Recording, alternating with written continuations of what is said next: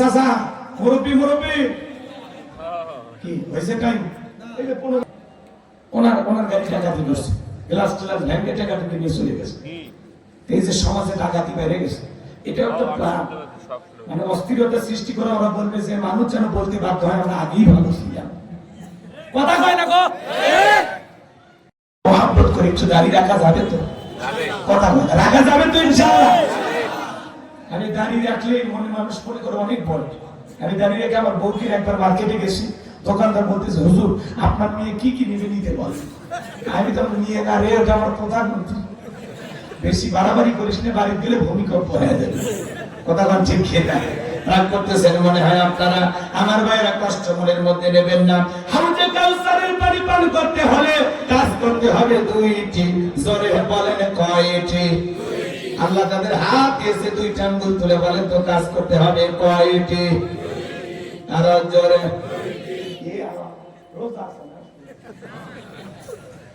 এটা জোরে বলেন না, কাজ করতে কয়টি?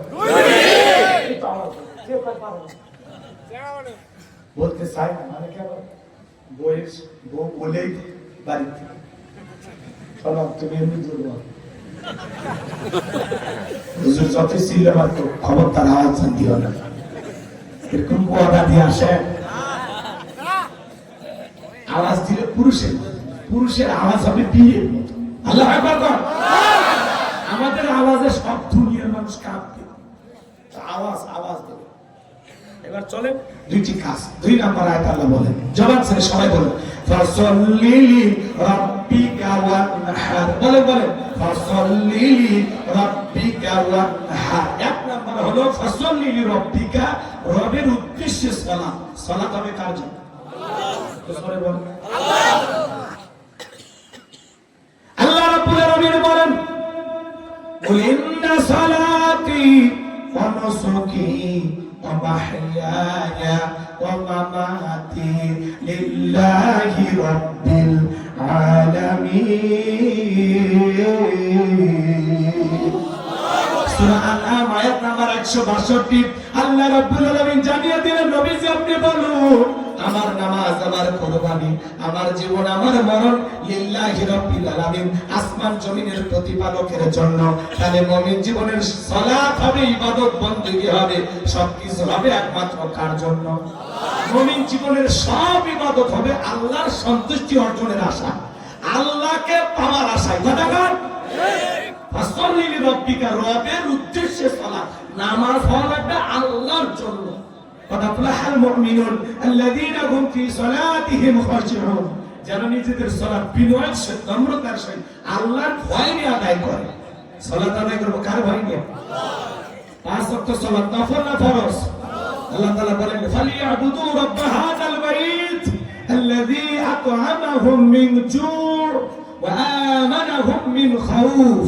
আল্লাহ বলেন এই ঘরের মালিকের ইবাদত করো। আমরা ঘরের ইবাদত করি না, ঘরের মালিকের। সরে বলেন আল্লাহ বলেন এই ঘরের মালিকের ইবাদত করো। ইবাদত যদি ইবাদতের মতো হয় বান্দা, 5 ওয়াক্ত সালাতে মাথা নত করে আমি আল্লাহকে যদি সিজদা দিতে পারো, তোমার নামাজ যদি নামাজের মতো হয়, আমি আল্লাহ তোমাদেরকে 2টা জিনিস দেব। যে বান্দা 5 ওয়াক্ত সালাতে মাথা নত করে আমি আল্লাহর কুদরতি কদমে সিজদা দিবে, ওই বান্দাকে আমি আল্লাহ না খাওয়ায় রাখবো না, আমি আল্লাহ তার রিজিকের ব্যবস্থা করব। রিজিক দেওয়ার মালিক কে? আপনাদের এলাকায় একটা প্রাণী রাত 1টা 2টা 12টা 1টার পরে বের হয়, কু করে শিয়াল পণ্ডিতের নামে ভাতের হোটেল আছে, মুরগির হোটেল আছে, ব্যাংকের অ্যাকাউন্টে টাকা জমা আছে, ওরে খাওয়ায় কি? একটা পাখি সকালবেলা খালি পেটে নিচ থেকে বের হয়ে যায়, সন্ধ্যাবেলায় পাখির পেটটা ভরে বাসায় ফেরত আসার ব্যবস্থা করে কি? আল্লাহ যদি পাখি শিয়াল এদেরকে খাওয়াইতে পারে, দুনিয়ার এত মাখলুককে খাওয়া, আমরা হলাম আশরাফুল মাখলুকাত, আল্লাহর ভিআইপি সৃষ্টি। কুনতুম খায়রা উম্মাতিন উখরিজাত লিন-নাস। আল্লাহ তাআলা আপনাকে আমাকে উত্তম জাতি বানাইছেন, মর্যাদার আসনে বসাইছেন। আল্লাহকে আমাদেরকে না খায় রাখবে? রিজিক দেওয়ার মালিক কে? আমা মিন দাব্বাতিন ফিল আরদি ইল্লা আলাল্লাহি রিজকুহা। পৃথিবীতে এমন কোন বিচরণশীল প্রাণী নাই যার রিজিকের ব্যবস্থা আমি আল্লাহ আসমান থেকে করি না। ওই আটলান্টিক মহাসমুদ্রের 33,000 ফিট গভীরতার পানি নিচে থাকা ছোট্ট একটা প্রাণী, তার রিজিকের ব্যবস্থাও আমি আল্লাহ আসমান থেকে করি। বলুন আল্লাহু আকবার। তাহলে রিজেক দেওয়ার মালিক আল্লাহ। চাচা মুরব্বী কি হয়েছে টাইম? এই যে 15-20 মিনিট ছেড়ে দিন, আর কয়েকটা মিনিট অস্থির হলেন। আর যারা চলে যাচ্ছেন, যদি পারেন আমার গাড়ি থেকে আমার লেখা একটা বই আছে, শেষ বিদায়, সংগ্রহ করে নিয়ে যেতে পারেন। একজন মৃত ব্যক্তিকে নবীজির তরিকে কিভাবে বিদায় করতে হবে, প্রত্যেকটা কথার দলিল দিয়ে আছে। মৃত ব্যক্তিকে চুমা খাওয়া জায়েজ না হারাম? স্বামী স্ত্রী মারা গেলে একে অপরকে গোসল করাতে পারবে কিনা? মৃত স্বামী স্ত্রী একে অপরকে চুম্বন করতে পারবে কিনা? আত্মহত্যা করে মারা গেলে তারা জানাজায় যাওয়া যাবে কিনা? নদী ভাঙন এলাকায় চতুর্দিকে থই থই পানি, ওই জায়গায় মানুষের দাফন কাপড় কিভাবে করা লাগবে? জান্নাত জাহান্নাম সম্পর্কে, কবরের সওয়াল সম্পর্কে, ঈমান আমল সম্পর্কে, আখিরাত সম্পর্কে। কথা কি বুঝতে পারতেছেন? বিশেষ কিছু দোয়া সহ 2টা গজল সহ 76 পৃষ্ঠার এই বইটা আমার মাদ্রাসার ঠিকানা, মোবাইল নাম্বার সব বইটার ভিতরে দেয়া আছে। যদি পারেন এই শেষ বিদায় বইটা সংগ্রহ করে আপনারা নিয়ে যাবেন, 50 টাকা হাতিয়ে দিয়ে। আল্লাহ কবুল করুন, জোরে বলুন আমিন।